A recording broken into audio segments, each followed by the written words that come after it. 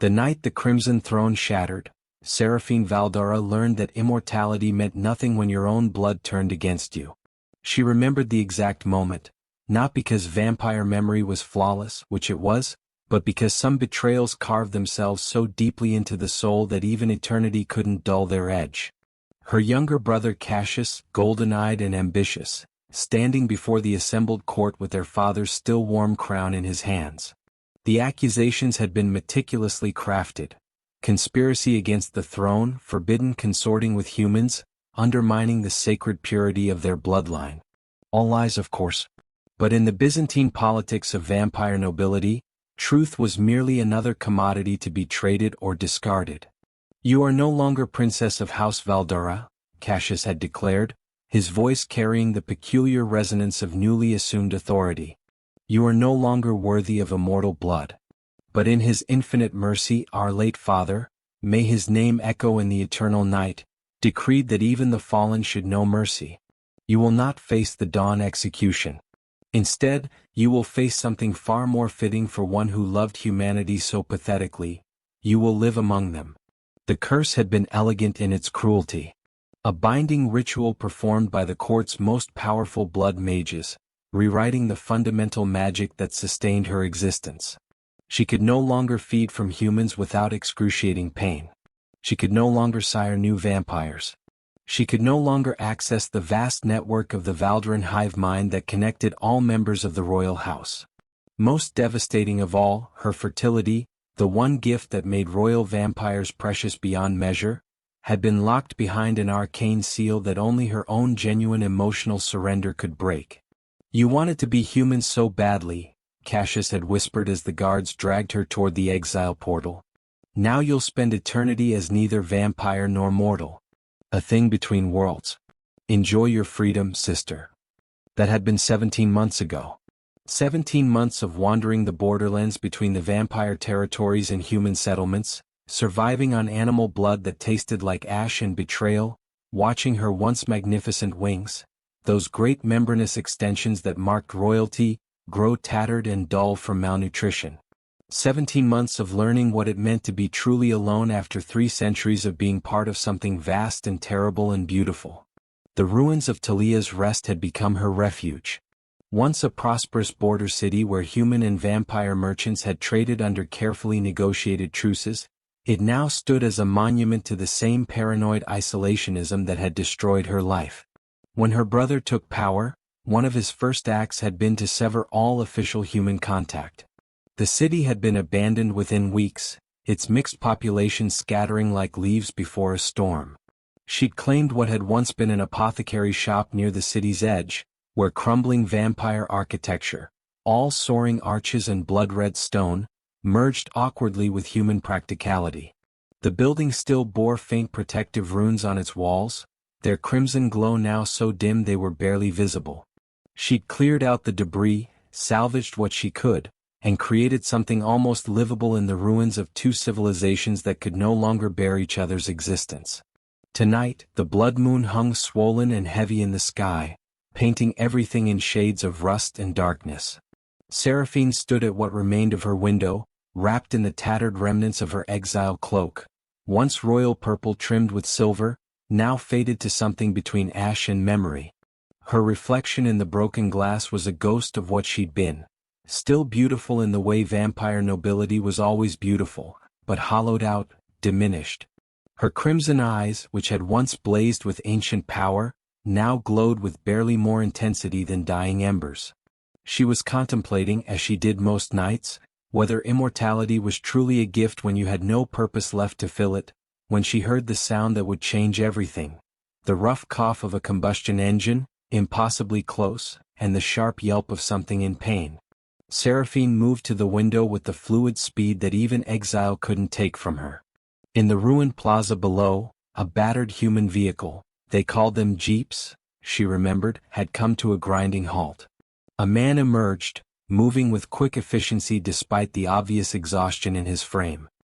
He was tall for a human, with sun-darkened skin that spoke of days spent under the merciless light that would kill her in minutes. His clothes were practical, cargo pants covered in dust, a field jacket bearing symbols she recognized as human medical insignia, and heavy boots made for rough terrain. But what captured her attention was what he pulled from the back of the vehicle. A wolf, massive and gray, with blood matting its fur and one leg bent at an unnatural angle. The animal was semi-conscious, whimpering in pain, and the man, was speaking to it in low, soothing tones as he struggled to carry it toward one of the more intact buildings. Something stirred in Seraphine's chest, an emotion so unexpected she almost didn't recognize it. Curiosity, laced with something dangerously close to hope. She'd seen humans before, of course, had even, in her naive youth, believed they could be partners rather than prey. But she'd never seen one like this here in the dead zone between their worlds, caring for an animal with the kind of tenderness she'd thought only existed in romantic human fairy tales. She should have stayed hidden.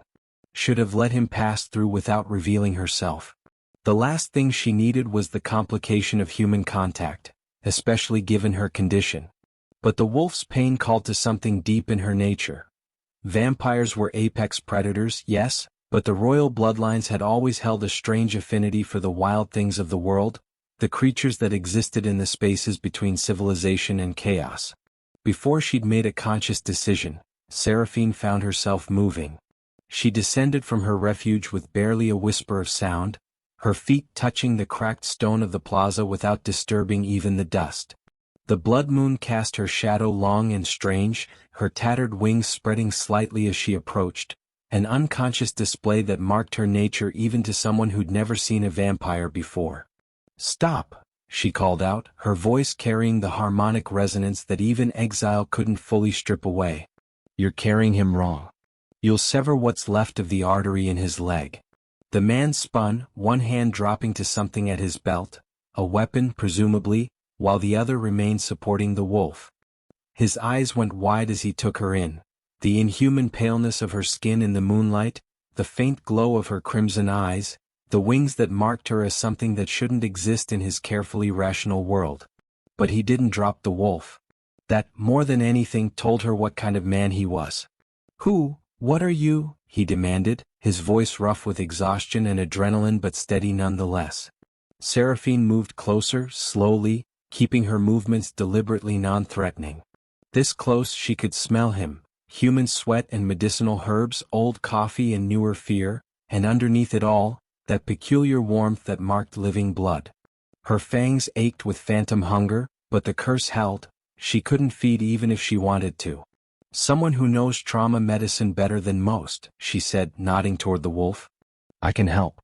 But we need to move quickly. That bone is splintered. Without proper setting, he'll lose the leg and probably his life." The man's eyes darted between her and the dying animal, calculation visible in his expression. She could see the moment he made his choice, the same kind of desperate necessary trust that came when death was the only alternative. "All right," he said. "But if this is some kind of trick.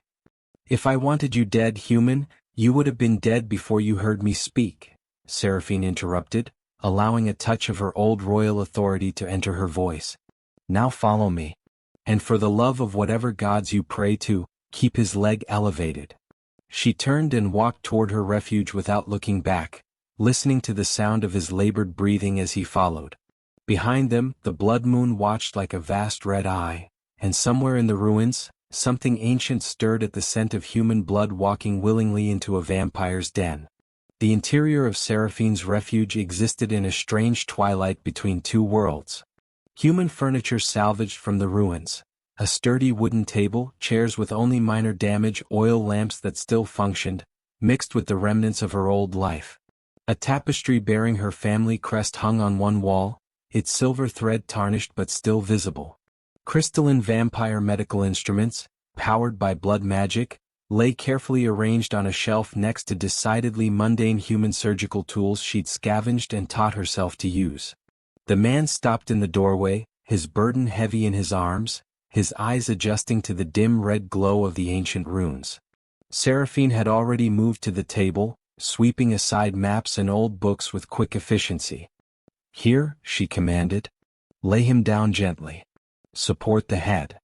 He complied, and she got her first good look at him in the improved light. Mid-30s, perhaps, with the weathered competence of someone who'd spent years in difficult places doing difficult work. His face was strong-featured, marked with the small scars of a life lived actively. Most striking were his eyes, deep brown, almost black in the moonlight, but carrying an intensity of focus she recognized. This was someone who understood the weight of a life in his hands. "Veterinarian?" she asked, nodding to the insignia on his jacket as she began examining the wolf. "Dr. Marcus Webb," he confirmed, moving to the opposite side of the table without being asked, falling into the natural rhythm of medical assistance. "Field veterinarian with the Human Border Relief Corps. We provide medical care for the settlements near the territories." He hesitated on the last part, clearly uncertain how to reference the vampire lands to one of their kind. Seraphine almost smiled. "You can say vampire territories, Dr. Webb. I won't be offended." She gently probed the wolf's damaged leg, feeling the complex break beneath her fingers. "In fact, I was born in the heart of them. Castle Valdara, the Crimson Throne itself." She felt rather than saw his sharp intake of breath. "Then you're exiled?" She cut him off, her voice flat. "Cursed and cast out. Whatever you've heard about vampire nobility, I assure you it's simultaneously less and more terrible than your stories suggest." Her fingers found the severed artery she'd warned him about. "Clamp. In the red case on the shelf behind you." Marcus moved quickly, finding the crystal instrument she'd indicated. It pulsed with faint red light as she took it, responding to the trace magic still in her blood. She positioned it carefully, whispering the activation phrase in the old tongue. The crystal sealed around the damaged vessel, stabilizing it. "Impressive," Marcus murmured, his medical professional's curiosity clearly warring with his survival instinct. "I've never seen biotechnology like that." "It's not technology," Seraphine corrected, already moving to the next phase. "It's blood magic. Ancient medicine from when my kind first learned that keeping prey alive longer made for better feeding." She caught his expression and felt a cold satisfaction. "Uncomfortable? Good. Never forget what I am, Dr. Webb. It will keep us both safer." They worked in focused silence for the next hour. The wolf had been struck by something large, probably one of the armored patrols that both human and vampire forces ran along the border. The compound fracture was severe, but not beyond repair if they moved quickly. Seraphine guided Marcus through the process, using a combination of her vampire knowledge of anatomy. Predators understood their prey's bodies intimately, and his practical surgical experience. She found herself impressed despite her instincts. He had steady hands and an intuitive understanding of when to act and when to wait. More than that, he showed no fear once the work began, focusing entirely on the patient before them. It was a rare quality in humans, that ability to compartmentalize terror in service of something greater. "There," Seraphine said finally, securing the last of the bandaging. "The bone will need 6 weeks to fully heal. The artery repair should hold, but he'll need monitoring for infection." Marcus nodded, exhaustion finally showing in his face. "Thank you. Truly. I've been driving for 6 hours trying to find somewhere safe to stop. When I saw the lights of the city, I thought it was abandoned, but I was desperate enough to try anyway." "It is abandoned," Seraphine said, moving to a small basin to wash the blood from her hands. "You were just fortunate enough to find the one remaining resident." She paused, studying him. "Why did you risk it? The border zones are dangerous. No animal is worth your life." "Isn't he?" Marcus's hand rested gently on the wolf's head, his touch tender despite his exhaustion. "Besides, I'm a veterinarian. Saving animals isn't what I do. It's what I am." Something in those words resonated painfully in Seraphine's chest. Once, she too had known what she was with such certainty. Princess. Heir to an ancient bloodline. Protector of her people's future. Now she was only absence, not vampire enough, too vampire for anything else. "You should rest," she said, her voice softer than intended. "There's a room in the back. Basic but intact. I don't sleep much, so I'll monitor your patient." Marcus looked like he wanted to argue, but another look at the wolf, breathing more steadily now, the immediate crisis past, seemed to decide him. "All right. But I'll need to check on him in a few hours." Of course. Seraphine gestured toward the back corridor. Dr. Webb? Thank you for trusting me. I know it wasn't easy. He turned, meeting her eyes with that steady, assessing gaze. You could have killed me at any point tonight. You chose to save a life instead. That tells me more than any reputation or species ever could. After he'd gone, Seraphine stood alone in the red-lit gloom of her refuge, listening to the steady breathing of the sleeping wolf and the distant settling of the ruins outside. Her hands, still faintly stained with blood despite the washing, trembled slightly. It had been so long since someone had trusted her. So long since she'd felt useful, necessary, part of something beyond her own survival. Dangerous, whispered the part of her that had survived exile. Don't let yourself hope. Don't let yourself feel. You know where that leads. But as she settled into a chair to keep watch over her unexpected patient, Seraphine found herself remembering something her mother had told her, centuries ago, before court politics had hardened her into something cold and calculating. Power is what others fear you'll do to them. Purpose is what you do for them regardless. Perhaps, she thought, watching the blood moon slowly cross the sky beyond her broken window, there was still a purpose left for a fallen princess in this space between worlds. She just hadn't imagined it would walk into her refuge on two legs, carrying a dying wolf and offering her the rarest gift of all, the simple assumption that she might still be capable of goodness. Marcus woke to the smell of brewing coffee and the surreal realization that he was still alive. The room was exactly as sparse as promised, a sleeping pallet that had probably once been luxurious but now showed its age, a small chest of drawers, a window carefully covered with thick material that let in no light. The latter detail reminded him with visceral clarity exactly where he was and whose hospitality he was enjoying. He found his host in the main chamber, sitting cross-legged on the floor beside the makeshift operating table, one pale hand resting gently on the wolf's flank. The animal was awake, its yellow eyes tracking Marcus as he entered, but it made no move to rise. More telling, it showed no fear of the vampire maintaining her vigil. He's been awake for about an hour, Seraphine said without turning. Thirsty, confused, but the pain seems manageable. I've been maintaining a low-grade analgesic field. She gestured, and Marcus saw the faint shimmer around her hand. Magic, he realized, being used as casually as he might use a thermometer. You can do that? He asked, moving to check the wolf's vitals. Pulse steady, eyes clear. The leg splint held firm. Royal vampires have certain affinities, she said, and there was something bitter in her tone. My particular gift was always healing rather than destruction. You can imagine how useful my family found that. She finally turned to look at him, and in the better light of morning, filtered through the covered windows and supplemented by oil lamps, he could see her more clearly. She was devastatingly beautiful in the way all vampires supposedly were, but it was a beauty edged with exhaustion. Her pale skin showed faint traces of strain around the eyes, her silver-black hair was bound back in a practical braid that couldn't quite contain its wild length, and her wings, those great membranous structures, hung slightly limp, showing tears and thin patches that looked almost like scar tissue. Coffee? She gestured to a small camping stove where a battered pot percolated. I don't drink it, but I've kept the supplies for the occasional desperate traveler. You're the first one in 8 months, but I'm an optimist. The self-deprecating humor surprised him. Marcus accepted the offered cup, noting that her hands never quite touched his. Careful, he realized, to avoid any contact that might make him uncomfortable. The coffee was strong and bitter and exactly what he needed. How long have you been here? He asked, watching her move around the space with fluid grace. She walked like water moved, each gesture economical and precise. Since my exile.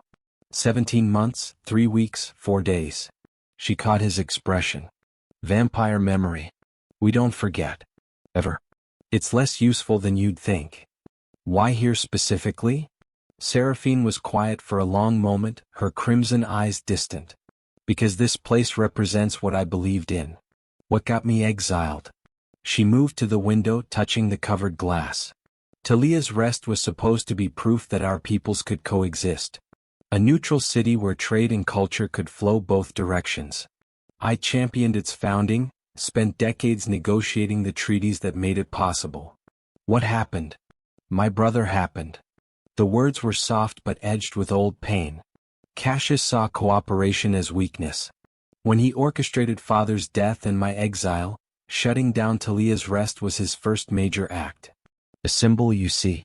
The old ways were dead. Purity was the future. Humans were prey or enemies, never partners.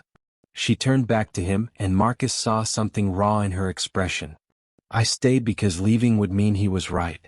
That this place, this idea, was worthless. And because, she hesitated. Because I had nowhere else to go. The vulnerability in that admission struck him deeply.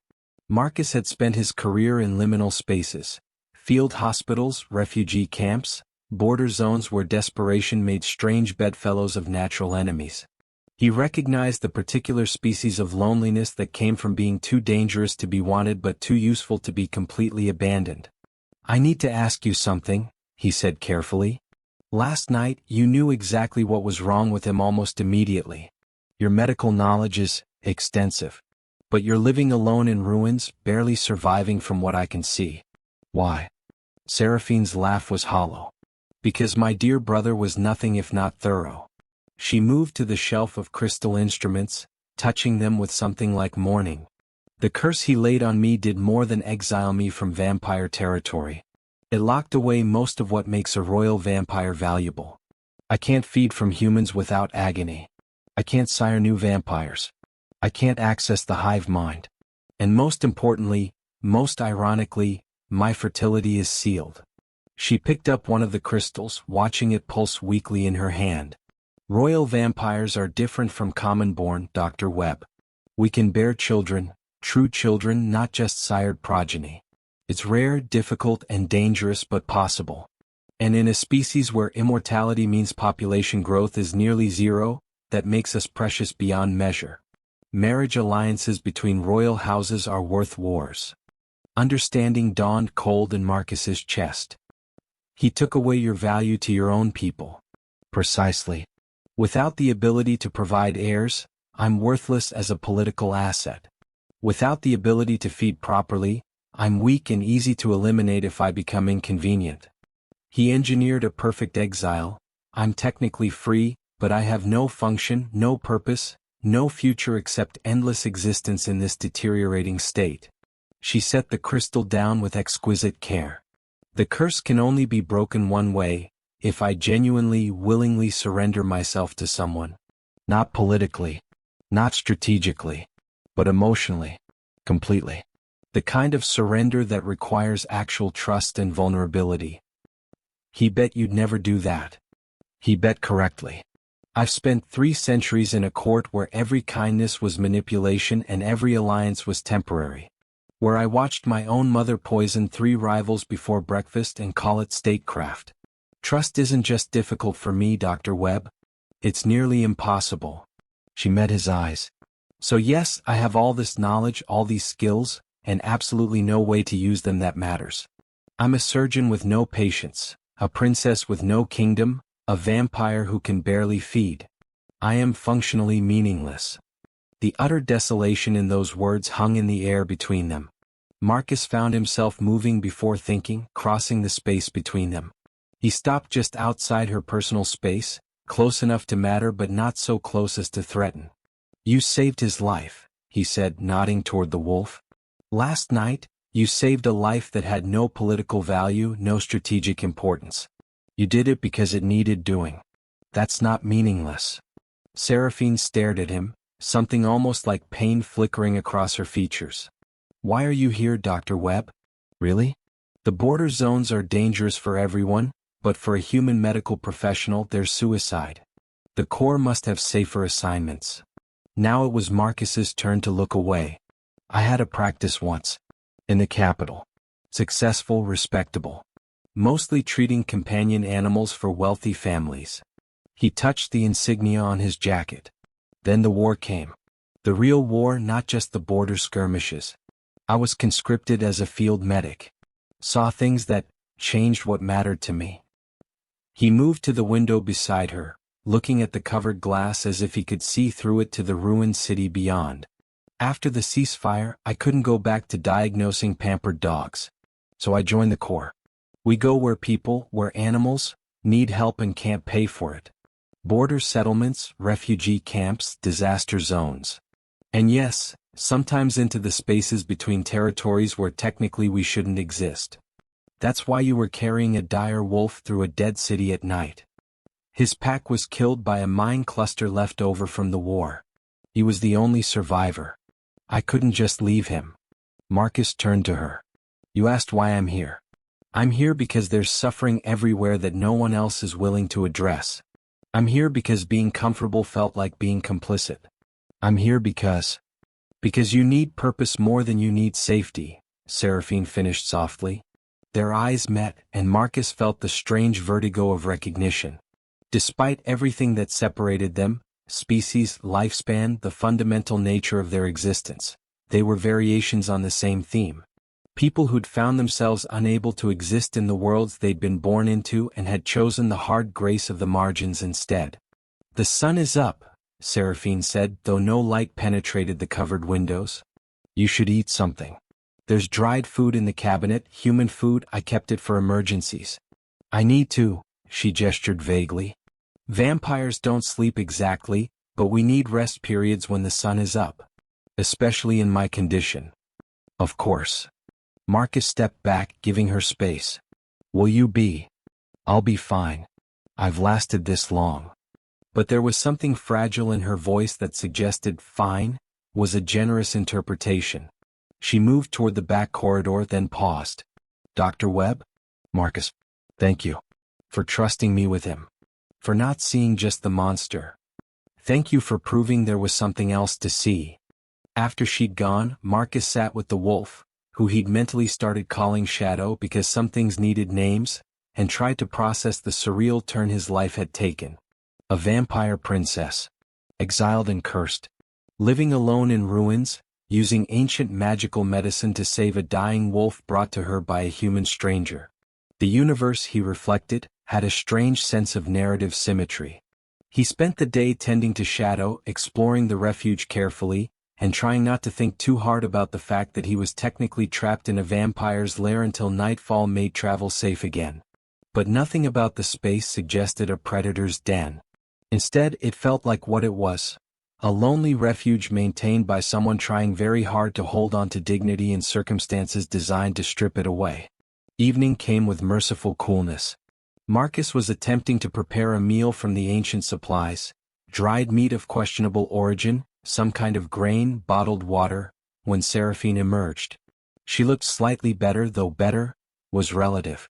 The rest had obviously helped, but she still had the fragile quality of something maintaining itself through sheer willpower. You don't have to leave immediately, she said, and Marcus heard the careful neutrality in her voice, offering without demanding, hoping without expecting. The border zones are more dangerous at night, even for vehicles. And Shadow shouldn't be moved for at least another day. The artery repair needs more time to stabilize. Marcus considered. The smart move was to leave as soon as possible, to put distance between himself and complications. But smart moves had never been his strong suit. If I stay, he said carefully, will you feed? Properly, I mean. Not whatever minimal survival you've been doing. Her expression went wary. I told you I can't feed from humans. The curse. But you can feed from animals, can't you? That's why you knew so much about Shadow's blood flow. You've been doing it, barely getting by. He gestured to his medical kit. I have supplies. Anticoagulants, clean collection gear. We could set up a proper system. Nothing that would harm him, just enough to keep you functional. Seraphine stared at him like he'd suggested she sprout wings and fly. Which technically she could do if she were healthy enough. You would help me feed? Her voice was very small. You saved his life. More than that, you trusted me in your space, gave me shelter, shared your story. The least I can do is help you maintain your health. Marcus met her eyes steadily. Besides, I've spent my career as a veterinarian. Dietary support for exotic species is literally in my job description. The joke startled a laugh out of her, genuine and surprised. Exotic species? Is that what I am? Well, you're certainly not a common house cat. This time her laugh was fuller, and Marcus saw something in her relax. The careful guard she'd maintained, the wall between hope and survival, cracked just slightly. "All right," she said. "But we do it properly. Medical protocol. No risks to the patient." They worked together as night deepened around the refuge, setting up a careful feeding system that would let Seraphine supplement her meager diet without harming Shadow. Marcus watched her work with the blood, clinical, precise, almost reverent in her care, and understood that whatever else she was genuinely trying to be good in a universe that had given her every reason to be otherwise. Afterward, as she disposed of the medical waste with exacting care, he saw color returning to her skin, her eyes brightening to their full crimson intensity, her wings straightening slightly as strength flowed back into them. "Better?" he asked. "Much." She flexed her hands, studying them like they were new. "I'd forgotten what it felt like to be actually nourished rather than just sustained. Thank you." They settled into an evening routine that felt surreal in its domesticity. Marcus prepared his makeshift meal while Seraphine worked on repairing some of her equipment, the two of them sharing the space in comfortable silence. Shadow slept between them, his presence a living bridge between their worlds. "Can I ask you something personal?" Marcus said eventually. "You've seen me feed and heard my life's most humiliating secrets. I think we're past formality. The curse your brother placed, the part about emotional surrender. What exactly does that mean?" Seraphine was quiet for a long time, her hands stilling on the crystal she'd been polishing. "The exact wording, as laid down by the blood mages, is that the seal will break when I willingly offer myself, body and purpose, to one whose strength I acknowledge and whose judgment I trust above my own survival. It's not about physical submission. It's about finding someone I trust enough to make myself completely vulnerable to. Someone I would choose over my own life. That seems impossibly specific. That's the point. Cassius knows me. Knows that 3 centuries of court intrigue taught me that vulnerability is death. The curse is designed to be unbreakable because breaking it requires me to become someone fundamentally different than who I am." She turned to look at him, and in the lamplight, her eyes seemed to glow with inner fire. "It would require me to believe that someone exists who wouldn't use my vulnerability to destroy me. And I have 300 years of evidence suggesting that person doesn't exist." Marcus thought about that, about the elaborate cruelty of engineering a curse specifically designed around someone's trauma. About how it made her salvation require the one thing her entire life had taught her was impossible. "For what it's worth," he said, "I think you're stronger than your brother understood. You've survived this long alone. That takes a kind of strength that court vampires probably can't comprehend. Or it takes cowardice. The inability to choose the quick death over the slow one. Or it takes hope. The belief that maybe, eventually, things could be different." Seraphine looked at him for a long moment, something unreadable in her expression. Then she rose with fluid grace, moving to the covered window. "It's full dark now. If you wanted to leave, this would be the safest time. I've kept you long enough." It was clearly a test. An offering of freedom. Marcus recognized the shape of it. She was giving him the chance to walk away from complications, from danger, from the weight of her story. The smart choice. He'd never been good at smart choices. "Shadow needs another day of stability before he should be moved," Marcus said. "And honestly, I could use the rest. If you don't mind the company?" The relief that flickered across her face was so profound it was almost painful to witness. "I don't mind," she said softly. "Not at all." 3 days became a week. A week became 2. Marcus told himself it was about Shadow's recovery, which was true but not the whole truth. The dire wolf was healing remarkably well under Seraphine's care. Her magic-assisted medicine combined with Marcus's practical veterinary knowledge created a synergy neither could have achieved alone. But by day 10 Shadow was walking on the injured leg, and by day 14 he was pestering them both for food with the imperious authority of a completely healthy predator. The real reason Marcus stayed was harder to articulate and more dangerous to acknowledge. Working with Seraphine was unlike anything he'd experienced. She had centuries of accumulated knowledge, an intuitive understanding of anatomy and physiology that went beyond textbook learning into the realm of instinct. But she also listened, truly listened, when he explained human medical developments she'd missed during her isolation. Their conversations ranged from surgical techniques to philosophical debates about the ethics of intervention, from practical jokes about their worst patients to surprisingly deep discussions about the nature of healing itself. "We're fixers," Seraphine said one evening as they cleaned surgical instruments together. Shadow was outside, investigating the ruins under the blood moon's light. His strength returned. "Both of us. We see something broken and we can't rest until we've at least tried to repair it. It's not about success or failure. It's about the attempt itself." "Is that a vampire thing or a you thing?" Marcus asked. "Definitely a me thing. Most vampires see the world in terms of power, who has it, who wants it, how to acquire or maintain it. I always saw it in terms of function. What works? What's broken? How do we make the systems sustain themselves better?" She held up a crystal instrument, checking its internal structure with a practiced eye. "Made me terrible at politics. Made me good at absolutely everything else." Marcus had learned to read her moods by then, to catch the moments when the weight of exile pressed too heavily.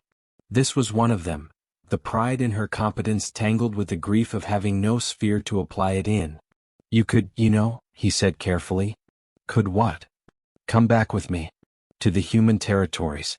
The Corps is always desperate for medical personnel, and your knowledge would be invaluable. You wouldn't be the first vampire to. I would be the first exiled royal vampire to defect to humans." Seraphine cut him off, her voice sharp. "Do you understand what that would mean? I'm already a political embarrassment to my brother. If I actively aided humans, I'd become a legitimate threat. He'd send assassins. Real ones, not court intrigue but actual death squad operatives. And everyone around me would be targets too." She set down the instrument with excessive care, a sign Marcus had learned meant she was fighting for control. "I've already destroyed one dream of coexistence by being foolish enough to believe in it. I won't destroy lives by dragging more people into my disaster." "So you just stay here? Alone? Forever?" "I stay here alive, which is more than I'd be if I gave Cassius an excuse to eliminate me completely." She met his eyes, and her expression was ancient with sorrow. "I know it's not what you want to hear. But this is the reality of vampire politics. Some prisons are made of circumstances, not bars." The conversation haunted Marcus for days afterward. Not because he disagreed, she was clearly right about the danger, but because the resignation in her voice suggested she'd given up on the possibility of anything better. And that bothered him more than it should have. He told himself it was professional concern, that he was simply invested in a patient's welfare broadly defined.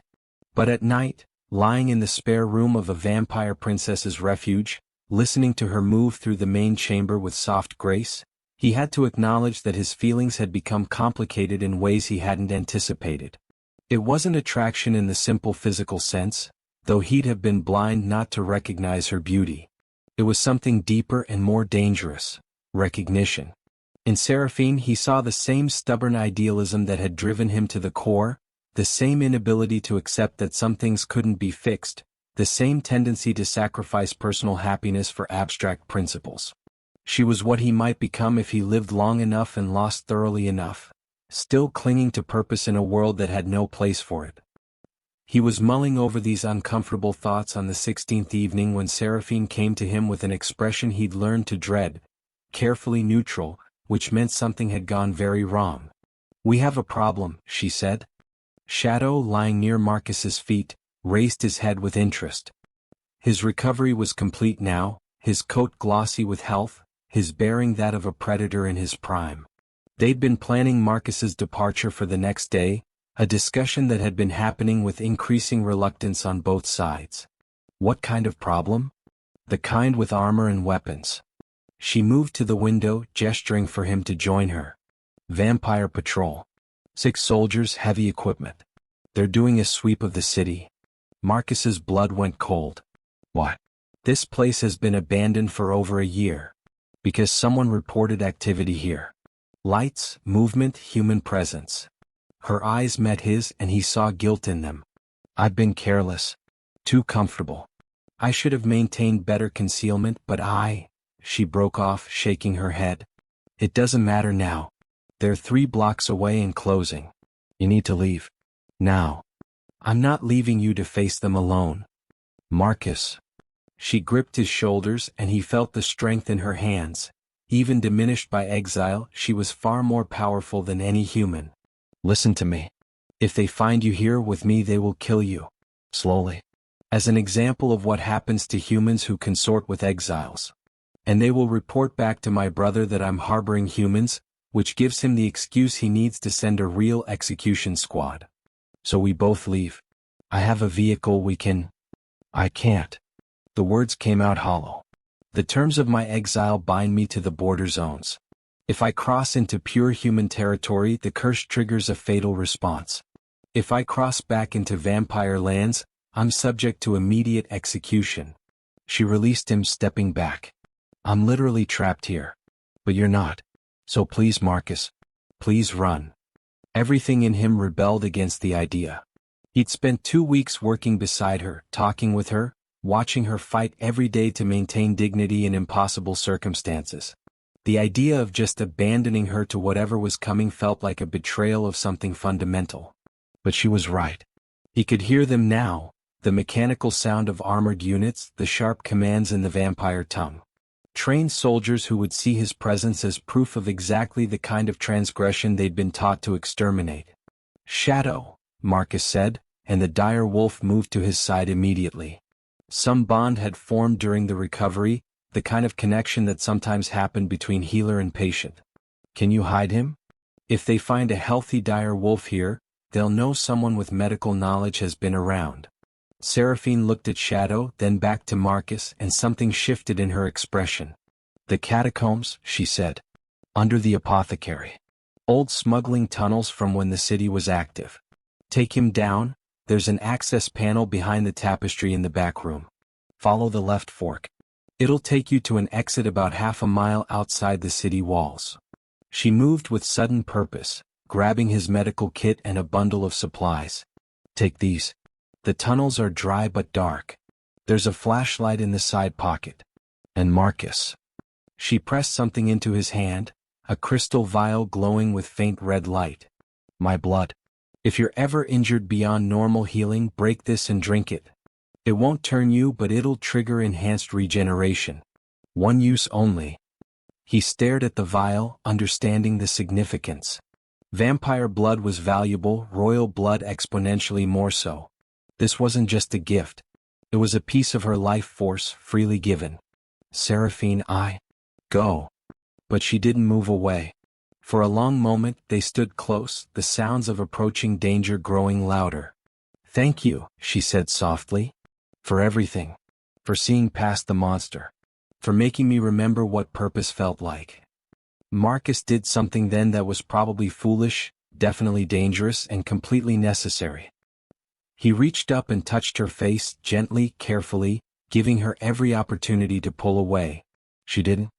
Her skin was cool beneath his palm, smooth as marble but somehow alive, and her crimson eyes went wide with something that might have been wonder. This isn't goodbye, he said. I'm not that easy to get rid of. Once Shadow is safe, once the patrol moves on, I'm coming back. We're going to figure out something better than you just existing in ruins.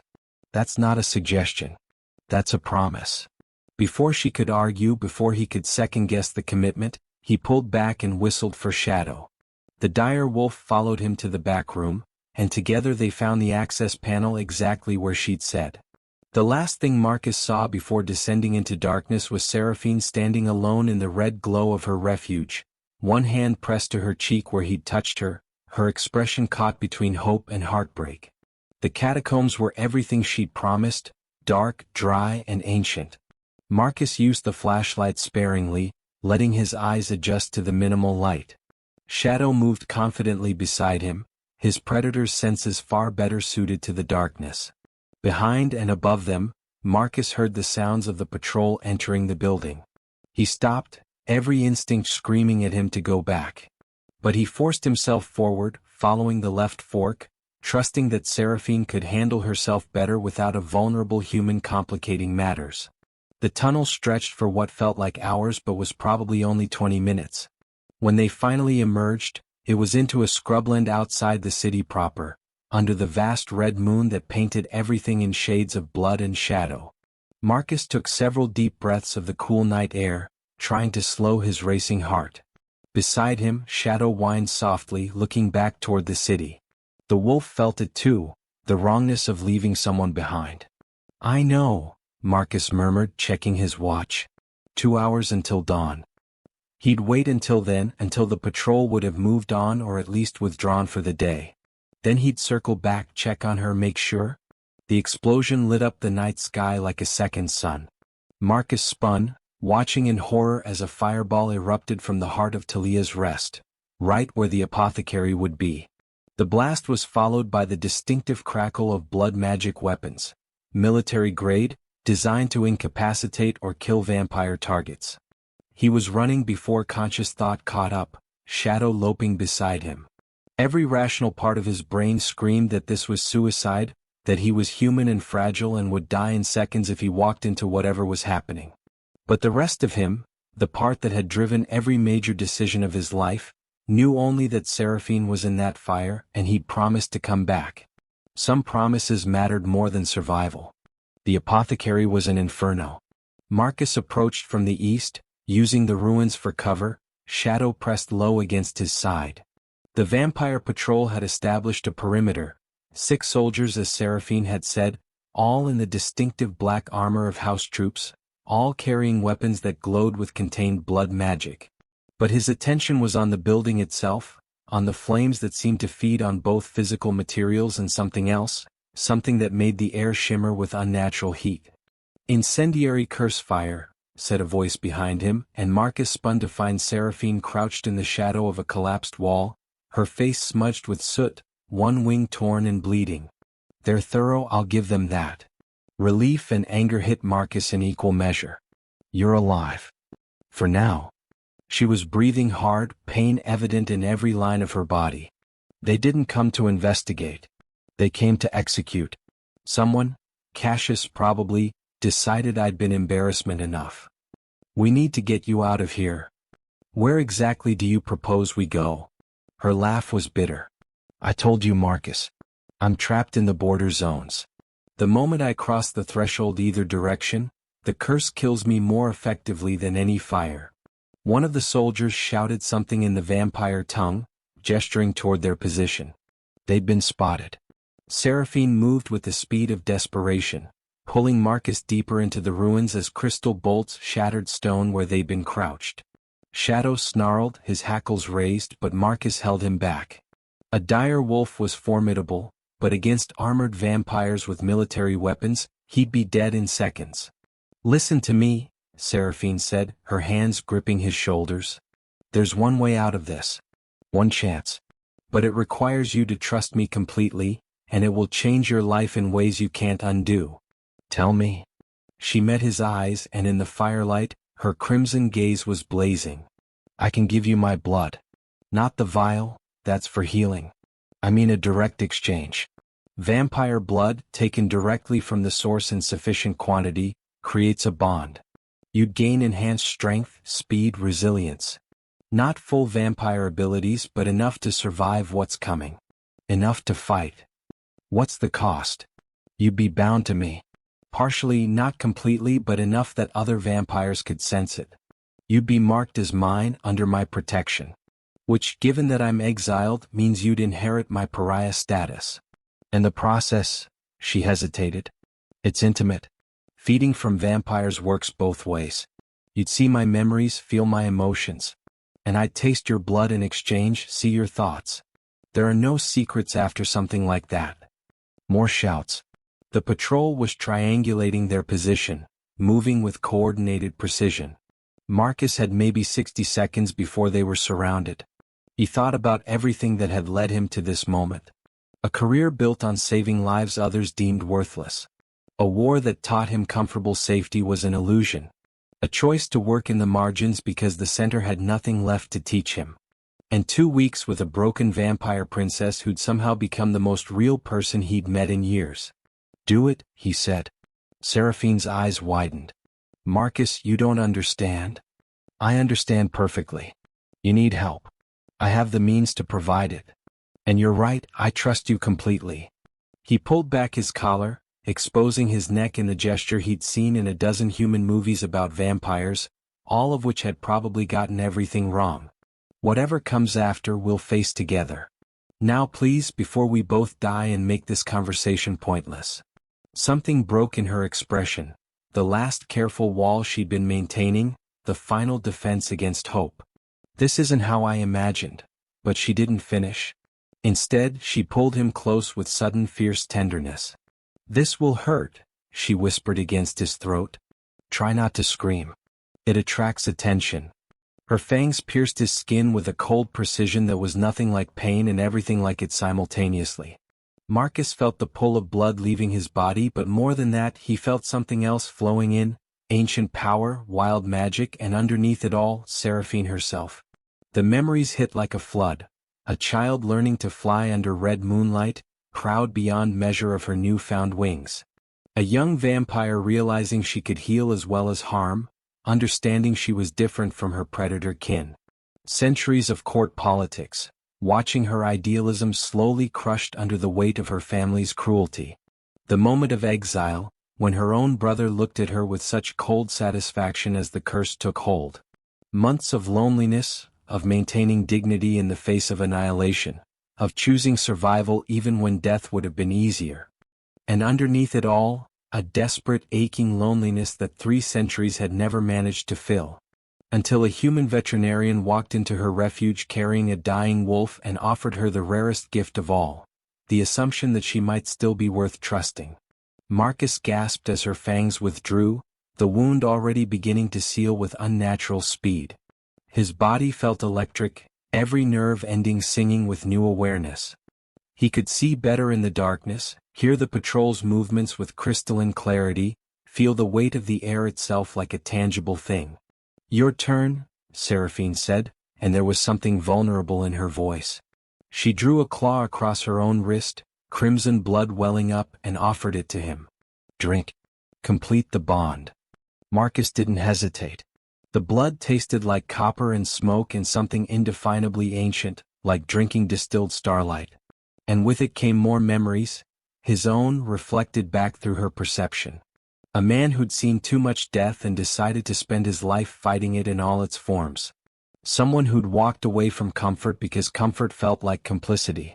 A healer who saw value in every life, regardless of species or status. And more recently, gentle hands tending her refuge, steady presence that expected nothing in return, brown eyes that looked at her and saw person rather than monster. Someone who'd somehow, impossibly, made her feel less alone. The bond snapped into place between them like a physical thing. Not control, not ownership, but connection. Marcus could feel Seraphine's presence now as a living warmth in his chest, could sense her pain from the wounded wing, her determination, her fear, and underneath it all, something that felt dangerously close to love. Can you stand? She asked, her voice rough. Marcus rose, testing his new body. Everything felt sharper, faster, more. Not vampire-level supernatural, but well beyond human normal. I can do more than stand. Shadow pressed against his leg, whining softly. The wolf could sense the change, the new predator edge to his companion's scent.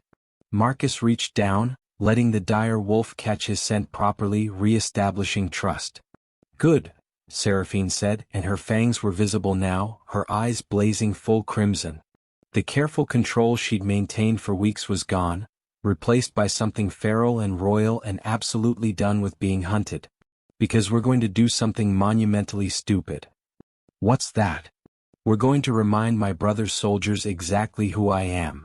She spread her wings, torn and damaged but still magnificent in the firelight. Before I was exiled, I was Princess Seraphine Valdara, 3rd heir to the Crimson Throne, master of blood healing and battlefield medicine. I've survived 3 centuries of court politics and 17 months of exile. And I am done running. The patrol emerged from 3 directions, weapons trained, moving with the coordinated precision of trained killers. The leader, distinguished by additional insignia, spoke in accented human language, probably for Marcus's benefit. The exile Seraphine and a human contaminated by vampire blood. Excellent. 2 problems solved in one night. Surrender and your death will be clean. Counteroffer, Seraphine said, her voice carrying the harmonic resonance of full power. Marcus felt the surge through their bond. She was drawing on him, using their connection to amplify abilities the curse had diminished. You return to my brother and tell him that his exiled sister has remembered something important. You can take away my throne, my position, my comfort. But you can't take away what I am. And what I am is very, very tired of being his convenient embarrassment. She moved. Even with enhanced perception, Marcus barely tracked it.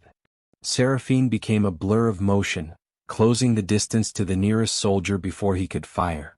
Her claws raked across his armor, and where she touched, the blood magic wards shattered.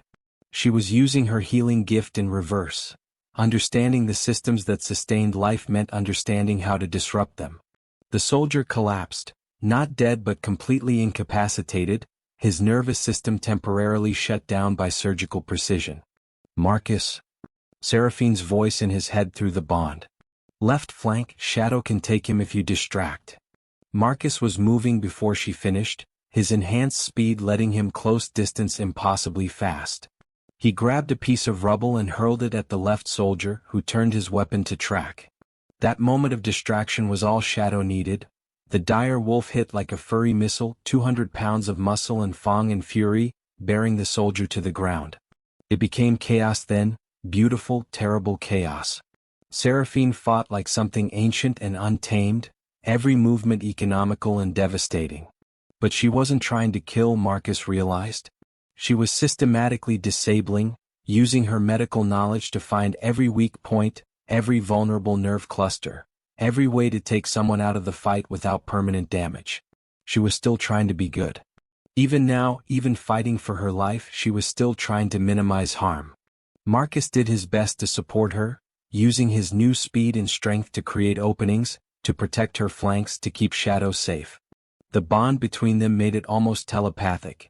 He knew where she needed him before she had to ask, could feel her intentions through the connection they shared. But they were still only 2 fighters and a wolf against trained soldiers with superior weapons.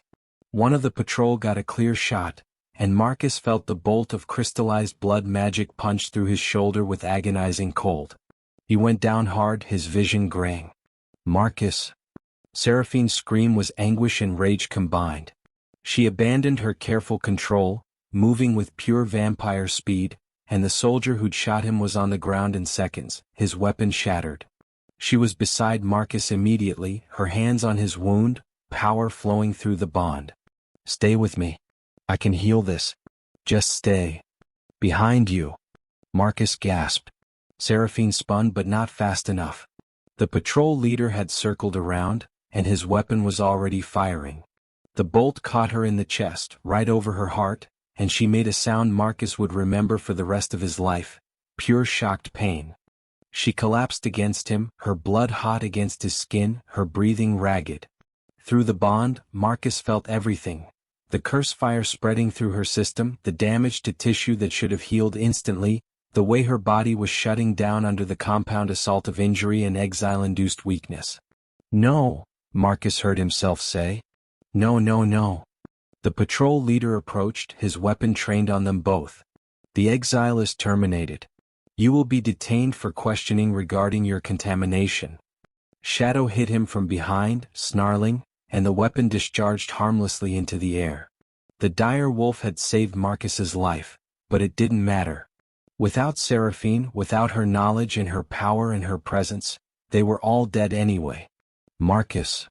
Her voice was barely a whisper, blood on her lips. The vial.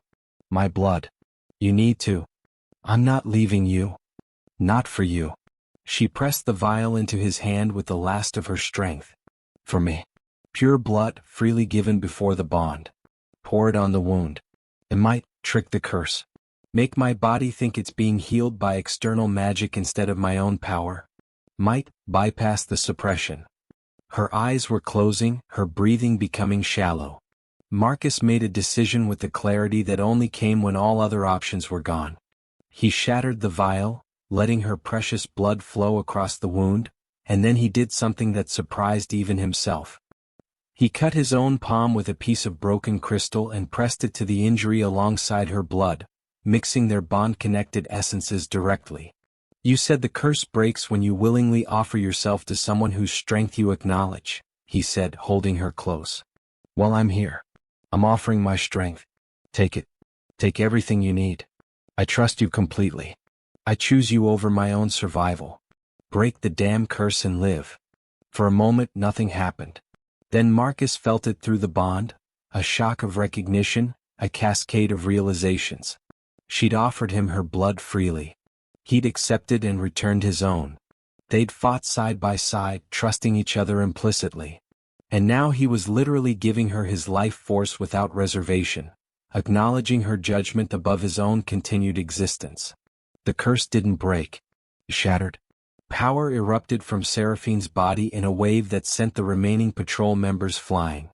Her wound healed in seconds, her wings spreading with restored strength, her eyes blazing with full royal authority. The suppression on her fertility, her connection to the hive mind, all of it simply ceased to exist, burned away by the fulfillment of conditions her brother had been certain were impossible.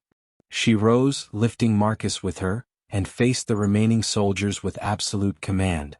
Tell Cassius, she said, her voice carrying across the ruins, that his sister is no longer exiled. Tell him the curse is broken. Tell him that I am coming home. And tell him that when I do, I will be bringing every piece of evidence I have about Father's real death, because we both know you murdered him, brother. And I can prove it. The soldiers fled. Even with training and weapons, they couldn't face a royal vampire at full power, especially not one who just survived the impossible. In the sudden silence, Seraphine looked down at Marcus, still held in her arms. You magnificent fool, she whispered. Do you have any idea what you just did? Saved your life, he managed. His shoulder still hurt, but her healing magic was working on it through the bond. You broke a curse specifically designed to be unbreakable. You forced me to confront the fact that I'm capable of trust. You've bound yourself to a vampire princess who is about to start a civil war. She set him down gently but didn't let go. And you've made me feel something I haven't felt in 3 centuries, genuinely, terrifyingly hopeful about the future. Marcus cupped her face in his hands, mindful of her still sensitive skin. I'm a veterinarian who treats desperate cases in war zones. Impossible was already my specialty. He smiled despite the pain. Besides, you promised to give me heirs. I was just protecting my investment. She stared at him, shock and understanding and something like wonder crossing her face. You remember that?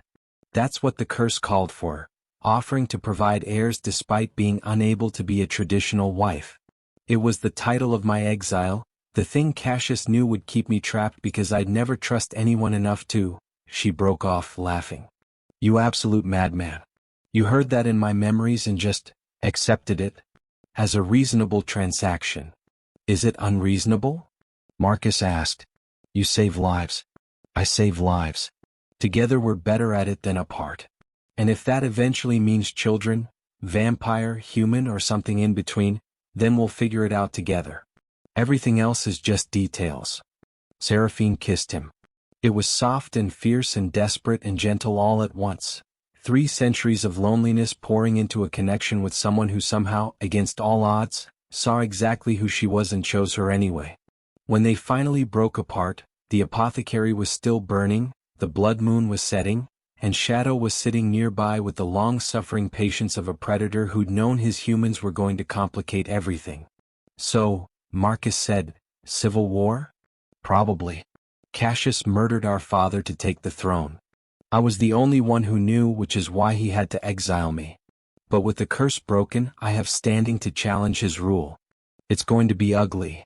Will you need a field medic with vampire-enhanced abilities and a really good dire wolf? Seraphine smiled, and for the first time since he'd met her, it reached her eyes completely. I can't promise you safety, stability, or a simple life. Never wanted those things anyway. I can promise you purpose. Partnership. And yes, eventually heirs, children raised in a world where maybe, just maybe, vampires and humans can build something better together. Marcus looked at the burning city, symbol of the failed dream she'd once fought for. Then he looked at Seraphine, at the woman who'd survived impossible exile and broken an unbreakable curse through the simple radical act of accepting genuine trust. "I think," he said, "that sounds like exactly the kind of impossible project I was meant for." As dawn threatened on the horizon, they gathered what they could salvage, called Shadow to heal, and began the long journey toward the vampire territories. Toward the Crimson Throne. Toward a confrontation that would determine not just Seraphine's fate, but the future relationship between two species that had been enemies for centuries. Behind them, Talia's rest burned. Ahead, revolution waited. But for now, in the space between endings and beginnings, a fallen vampire princess and a human veterinarian walked side by side, bound by blood and choice, ready to prove that even the most careful curses could shatter when they encountered something the one who cast them had never understood: the radical power of genuine trust freely given. Shadow loped ahead, scouting the path forward, and in the distance the vampire territories waited, ancient, dangerous, and about to discover that Seraphine Valdara had returned, and she was done being convenient. Some heirs, after all, were worth more than bloodlines. Some were built from choice, partnership, and the stubborn belief that broken things, whether people, cities, or civilizations, could be worth repairing after all.